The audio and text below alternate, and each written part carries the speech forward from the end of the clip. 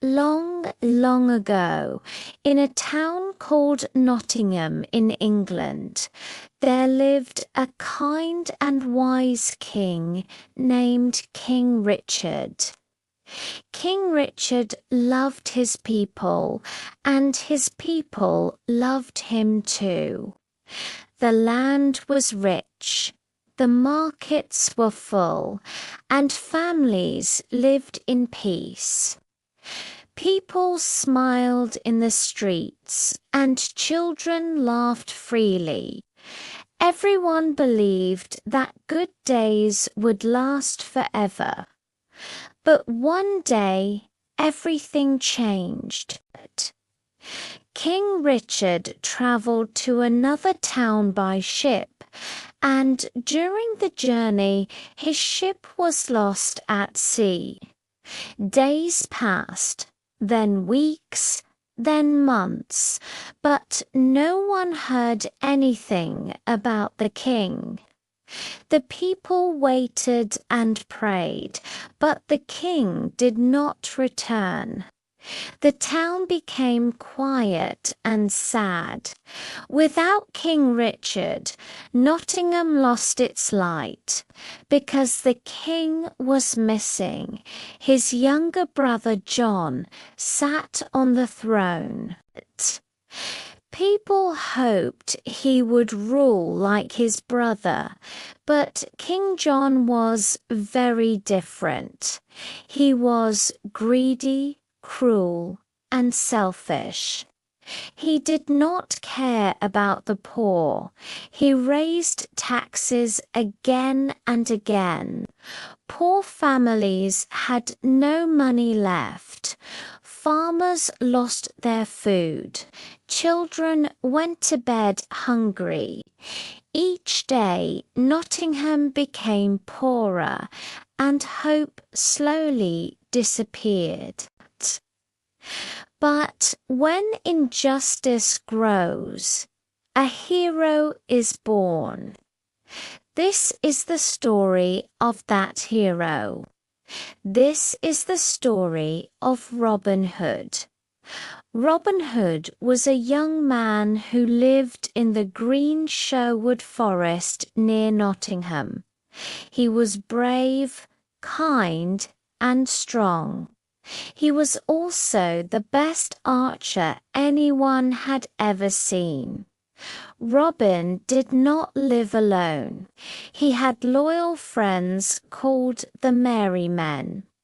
They were poor men like him, but they had good hearts. When Robin saw how King John hurt the people, he made a promise. He said, "I will not stay silent. I will help my people." Robin and the merry men began to stop royal carriages in the forest. They took gold from rich soldiers and tax collectors. But Robin was not a thief for himself. He gave the gold back to poor families. Mothers cried with joy. Old men smiled again. Children laughed once more. Soon the people whispered his name with hope. "Robin Hood," they said. The hero of the poor. Every time a royal carriage passed through Sherwood Forest, the soldiers felt afraid. They listened to every sound. "I hope Robin Hood is sleeping today," they said. But Robin and his men always heard them. Suddenly, arrows flew through the air. Robin appeared like the wind. "This gold is not yours," he said calmly. "It belongs to the people." Then Robin and his men disappeared into the forest. The sheriff of Nottingham was furious. Each time gold was stolen, he became angrier. He ran to King John and shouted, "Robin Hood has done it again." King John screamed, "I want him arrested now." But the soldiers failed every time. Robin always escaped. The sheriff knew he needed a trap.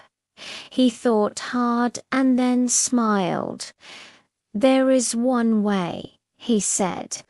Lady Marian. Lady Marian was King Richard's niece. She was beautiful, brave, and kind. One day her carriage passed through Sherwood Forest. Robin stopped it, thinking it carried gold. But when he saw Lady Marian, he froze. He dropped his bow and fell to one knee. He had never seen anyone like her.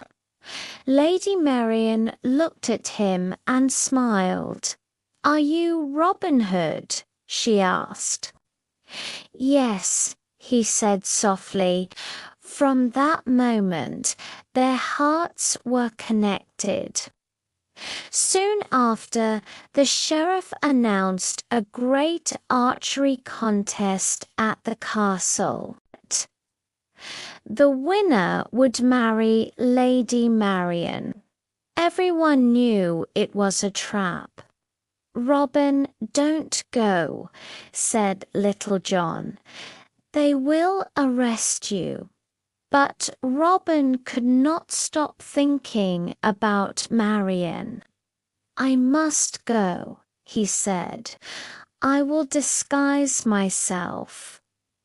Robin and Little John dressed in strange clothes and entered the castle. The contest began. One by one, archers failed. Then Robin took the bow. He shot one arrow, perfect. He shot another, perfect again. The third arrow hit the center too. The crowd cheered loudly. Robin removed his hood. "It is Robin Hood," someone shouted. Soldiers ran to arrest him, but suddenly the merry men appeared. They held King John hostage. "Let Robin go," they shouted. Afraid for his life, King John agreed. Robin escaped, but before leaving, he looked at Lady Marian. "I will come back for you," he said. "Always," she replied. Back in the forest, Robin planned his next move, but suddenly a boy came running. "They are arresting my father," he cried. Robin ran to the village.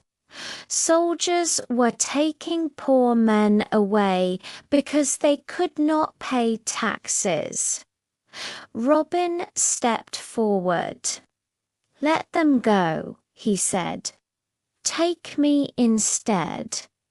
The villagers cried and begged him to run, but Robin shook his head. "I do this for you," he said. Robin was taken to the castle and thrown into a dark dungeon. King John laughed. "You are nothing but a thief," he said. Robin answered, "I take what belongs to the people." King John ordered him locked away. The town felt lost again, but the merry men did not give up. They set the castle on fire to save Robin. In the chaos, the sheriff helped Robin escape, but it was a lie. On the roof, the sheriff smiled and pushed Robin into the river below. "You will die," he laughed.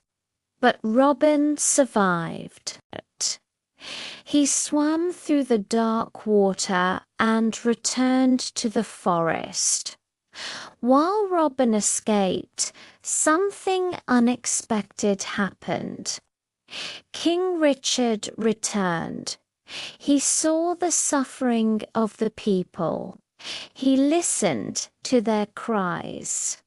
He arrested King John and the sheriff.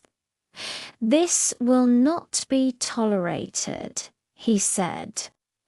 Robin was brought to the castle with honor. King Richard thanked him and freed the merry men. He saw the love between Robin and Lady Marian and blessed their marriage. Nottingham celebrated.